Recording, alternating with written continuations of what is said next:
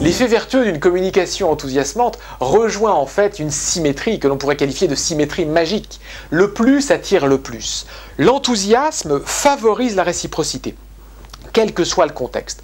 Que nous nous situions dans le domaine du management, de l'animation d'équipe, de la supervision, que l'on regarde d'un peu plus près du côté du commercial ou de la relation client, eh bien oui, nous nous apercevons d'une chose, c'est que la personne enthousiaste aura une capacité incroyable à rendre l'autre, la personne, le groupe, le client, lui aussi positif et enthousiaste. Le plus amène le plus. Cet enthousiasme favorise la réciprocité.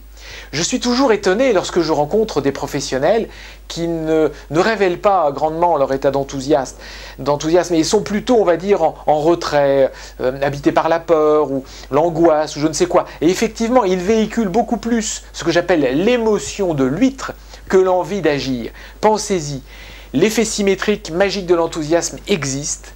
Il existe, si vous êtes attentif à cela, vous le repérerez et nous allons nous-mêmes en tant qu'êtres humains plutôt facilement vers des gens qui vont bien ou une personne qui est souriante, qui est radieuse, qui est attirante, plus que celui qui est triste à pleurer, qui semble renfermé, qui n'a pas le sourire. Il en va de même dans l'animation d'équipe, bien évidemment. Il m'est arrivé de rencontrer des managers qui me disaient parfois « Écoutez, je ne comprends pas parce qu'à mon équipe, elle n'a pas le sourire. J'aimerais bien qu'elle retrouve le sourire. » Et ils me disaient ça, ces personnes, de cette façon-là.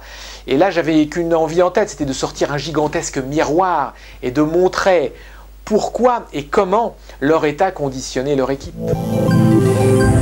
Parmi les compétences visibles liées à l'enthousiasme, bien évidemment, la communication en fait partie.